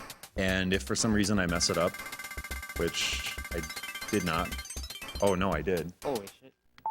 Okay, we're resetting. Timer's still going. I don't care. I was 10 points away. That's ridiculous. Okay, let's go. So, this is Kid Chameleon. But if you get 100,000 points, then you will warp to the second half of the game. So this should skip enough that I'll still make my shuttle. Oh, I got the 1 frame trick. Nice.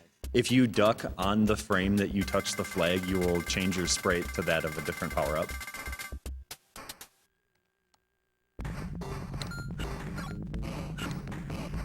Oh. There we go. That might be your Yeah.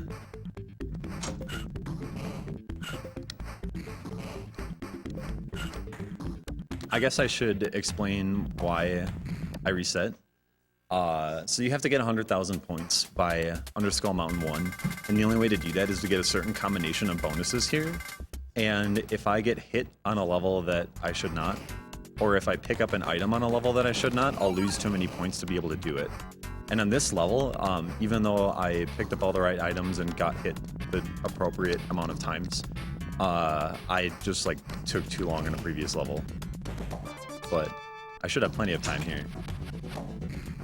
If you don't take the hit here, you have plenty of time. And if I take the hit, then you have to pick up a clock that charges up your timer enough that you'll get the points from the time bonus in order to get the score that you want.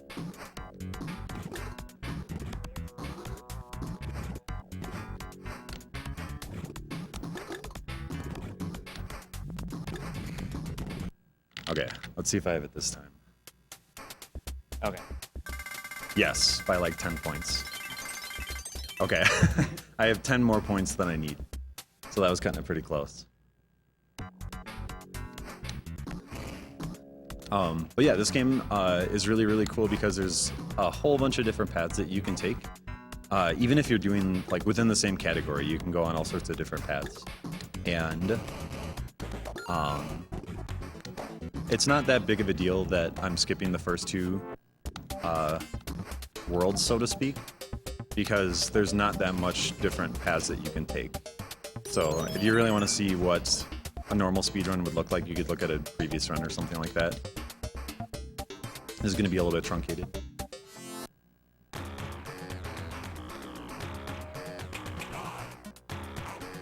So I took a side level in the previous area and used it to get this mask. And this is a really cool power-up because I don't want to get dripped on. Okay, it's a really cool power-up because it lets you fly and it lets you get to places that you're not supposed to. That's the only way to do this trick. Now that I have 100,000 points, the screen gets crazy and I warp really far ahead. And now I'm like past where the second boss would be.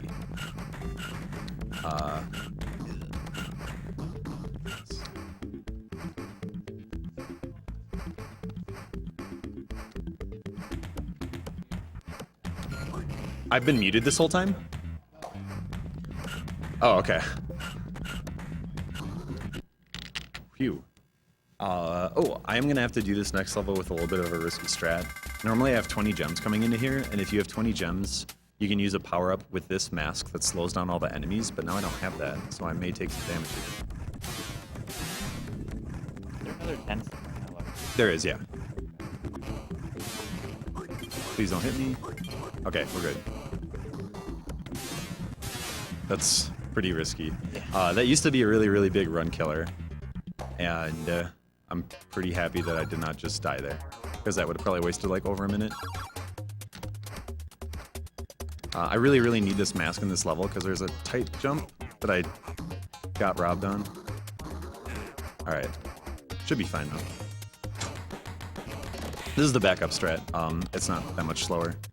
The worst part is losing the samurai mask in the previous level, because if you do that, then you have to go all the way around and it wastes much more time than what I'm doing right now. Okay.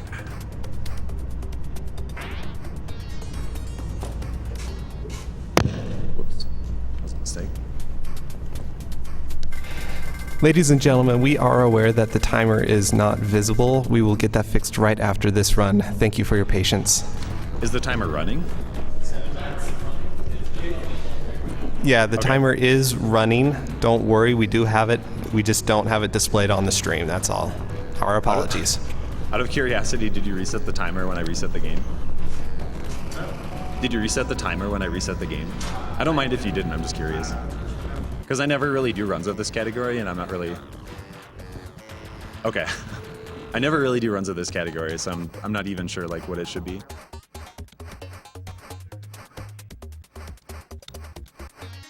Yikes. Okay. This level is pretty risky because those guys shoot these homing yo-yos that can do lots of damage to you, and I really need this mask in the next level, so I really hope I don't get hit again. And I should be fine. I need this mask for the next 3 levels, well, more like 2.5. So, as long as I do not get hit in this next level, I should be okay. Let's find out. Okay. So you can see why having that mask is nice on that level. If you lose it, you have to climb all the way up. And there's a tornado mask somewhere that lets it go faster. Yeah, but it's near the bottom. It's not yeah. that bad. Alright, hopefully I don't get hit here. Okay, that's kind of risky. And it's okay to get hit here, because if I just run off to the side, I can bounce off that guy and go right to the flag. Also, at the start of the next level, you're going to change masks anyway? Yeah. And it's okay to get hit there, just get rid of the no-hit bonus. Having the bonus points tally up isn't really very much time at all, but it's free time, so why not?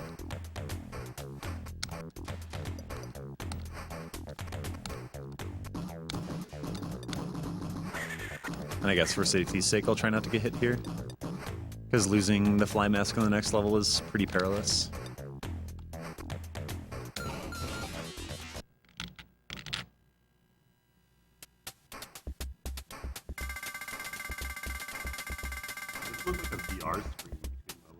That's a good question. So the plot of this game is that there's a new arcade game in town, and every kid loves it and plays it, but as the story goes, it was a little too real, and the boss becomes sentient and starts capturing kids by defeating him at the game.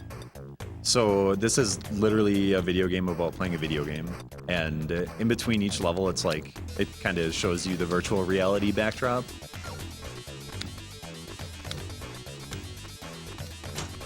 I'm gonna take some damage here to go faster, and hopefully I can cut this cycle on the platform. Nope. It's a hard jump. I'll just wait. Yeah.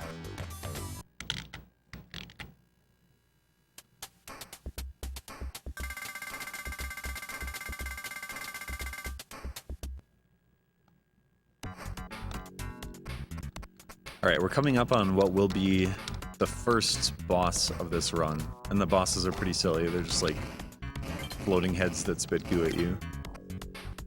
I could maybe use a couple more gems pretty soon. Oops. And in this run, since I'm skipping half the game, I'm only going to fight 2 bosses.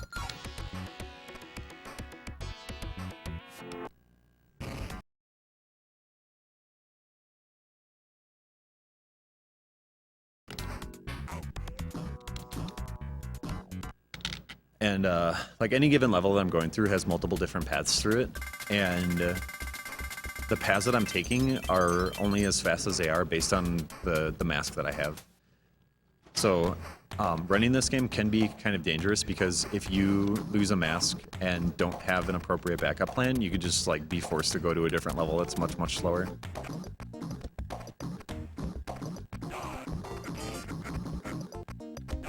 So in order to defeat these bosses, you have to jump on their heads 30 times each. And you can kind of cheese them at some points by like lodging yourself against the ceiling like this. But every time that you bounce, you gain speed. So it's kind of tough to stay on top of them without flying out.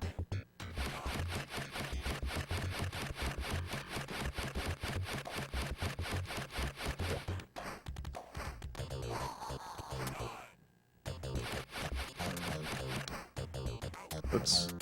Should be dead. Oh no. I bet he's got 1 HP. Oop. Oh, 2. Okay. And then once you kill him, a flag appears. So that is the only, I guess, kind of boss like that you'll see in this run. The last boss has kind of a different, I guess, theme to him. Yeah.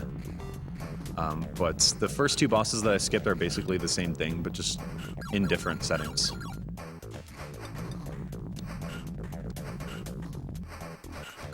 Oh, sick.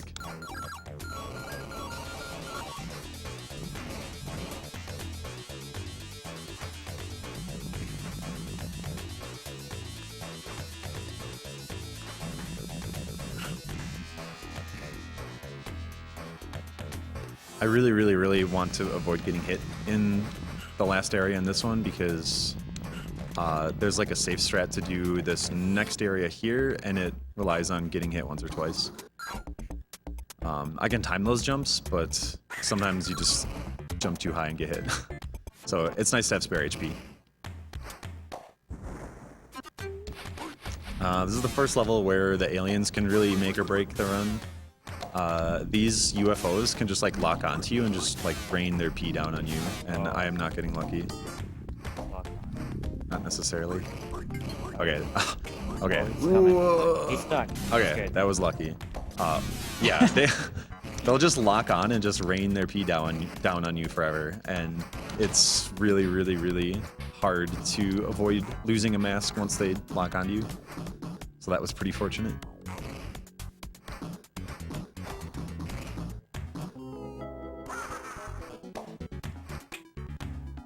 Oh, good manipulation.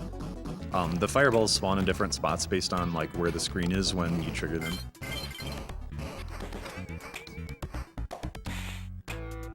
Alright. This next level is probably my favorite in the game. I think it's got really good, appropriate amounts of difficulty. It's not like too cheesy. And I think it's really fun. And there's a cycle at the beginning that if you go super fast, you can just barely make it. So I'm gonna try here.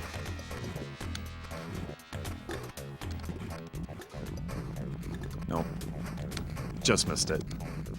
And that was because I bounced off the rubber instead of jumping on the side of the block. This is one of the levels that gives new players the hardest time. And it's also one of the levels where the level map comes to a point you have to play it. Yeah, no matter what path you take throughout all the other levels, you must go through this in order to progress through the game. And if you don't have a fly suit, it's really, really, really tough. And even with a fly suit, some of these jumps are pretty hard. And there's all sorts of dummy teleporters and like trick exits that actually just take you further back in the level.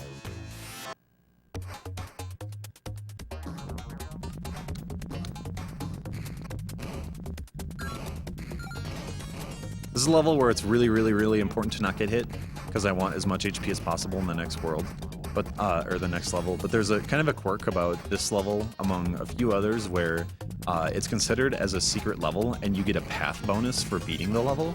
And if you get every single bonus possible, including the path bonus, your game lags like incredibly hard. Like it's probably you lose like 3 or 4 seconds due to the tallying. So in order to get rid of that, I just grabbed a single gem to get rid of my no prize bonus. And if I were to get hit, then I wouldn't need to grab the gem. You just need something other than all of them.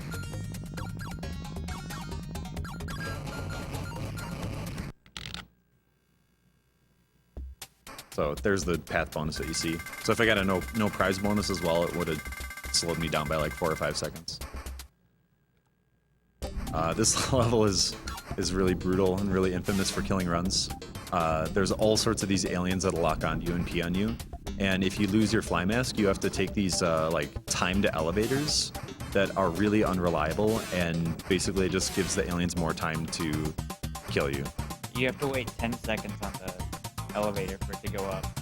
So that's plenty of time for the aliens to find you. Okay, that guy's below me. Nice. Okay. It's okay to get hit maybe like once per phase.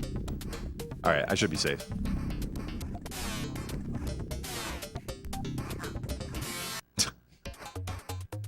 That's definitely a huge run killer. So I'm glad I got through that without really any hassle at all.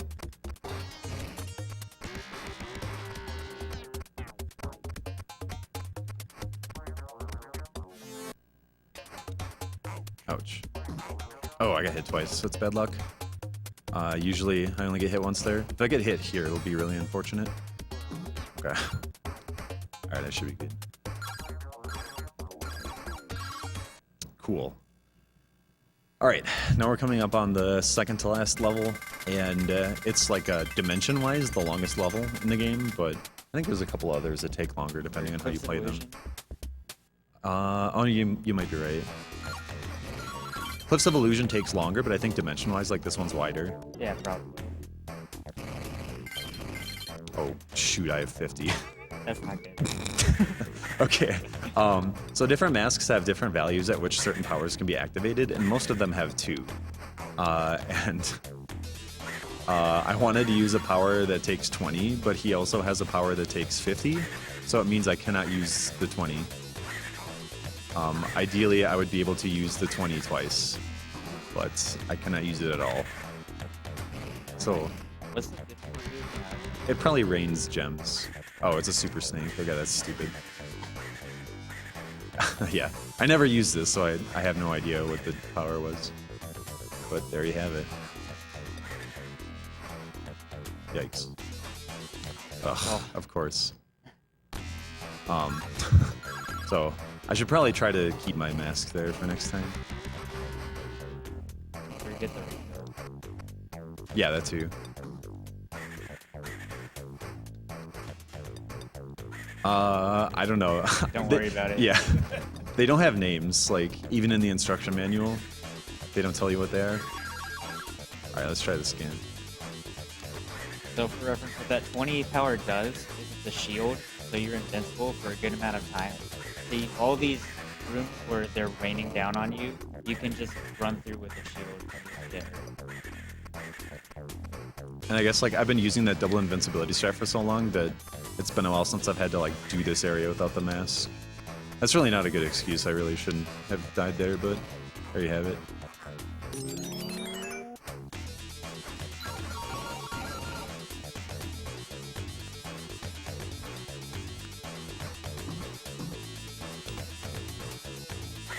Okay, I really want to fly well over those because most of them are fake, and they will either drop down rapidly or move up rapidly as soon as I touch them. And some of them can squish you or cause you to die if you don't jump quickly enough. Being squished is a very real danger in the game. Yeah, there's platforms that don't actually look like they should squish you, that squish you just based on like wacky collision. That level where I was explaining the path bonus, one time I was just like falling really fast and I just touched a wall and died because it made no sense. This guy right here is the final boss, and he shoots out a lot of mini heads at you, and you have to jump on his head rapidly. And at the beginning, I was luring him down because he spawns at the top, and you can kill him in one cycle if you can kind of like squeeze into the ceiling twice. And I just missed it, so I'm gonna have to get a fly. So I want to wait for him to move down a bit. Can I make this? Let's find out. Oh, this is bad. Alright, let's try it. Oh.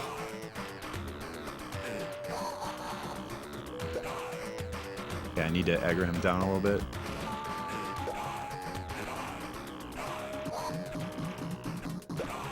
Oh, okay, okay.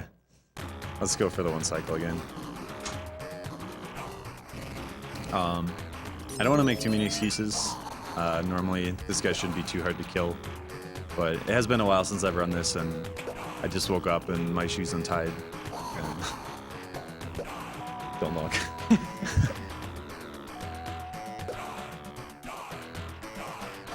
As soon as I hear the fourth rapid die, that's my my time to go out. All right, this should be better.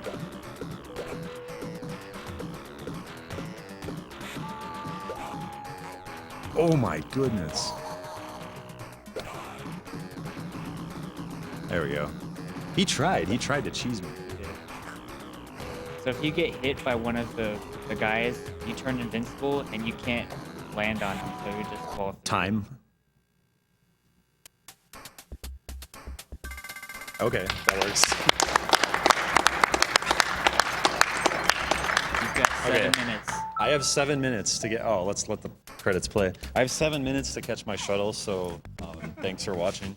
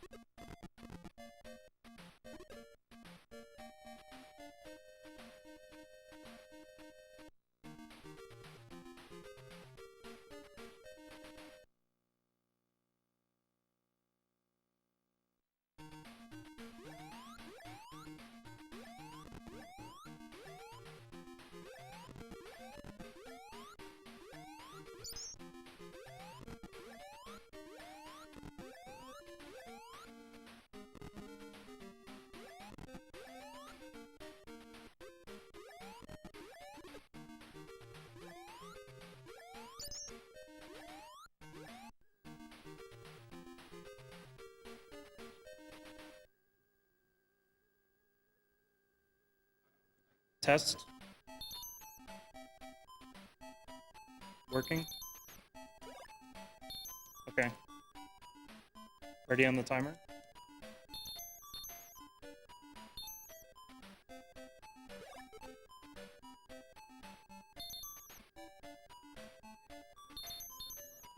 Alright. 3, 2, 1, go. Alright, this is Alex Kidd in Miracle World. Sorry if you have bad video quality. There's not really anything we can do about it, but I hope you stick around and enjoy the game. This is the first Alex Kidd game, original to Master System, not an arcade port or anything. And I have to collect a bunch of money so I can buy a motorcycle.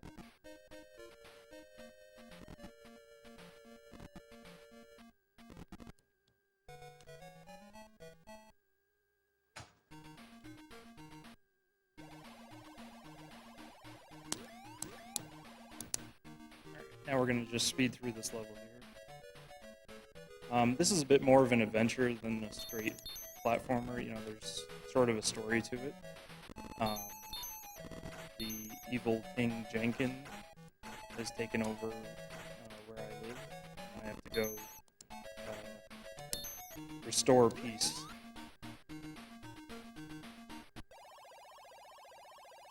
And we're going to play rock, paper, scissors for boss fights. So, everyone guess. Rock. Always choose rock.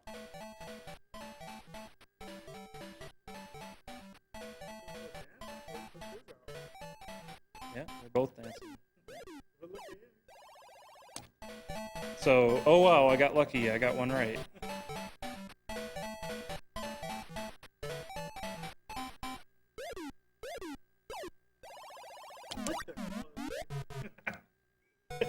Wow, I got 2 right. How did I do that? Oh, I should have got the extra light.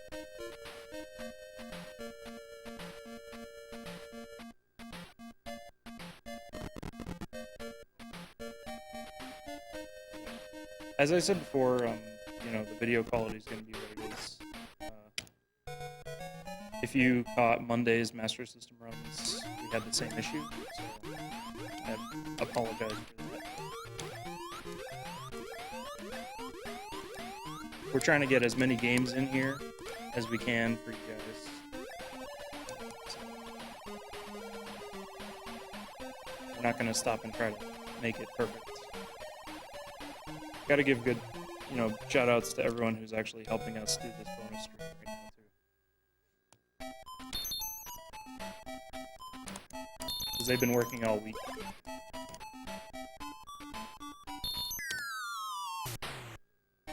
So I did that on purpose because I'm trying to collect enough money for the rest of the game as I go along instead of trying to farm for the money.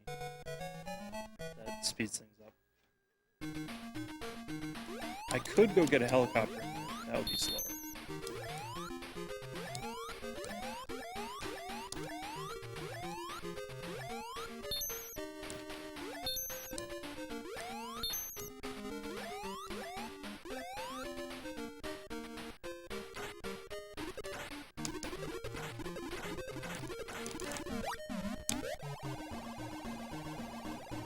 Okay, for those of you unfamiliar with Master System, I actually have to pause my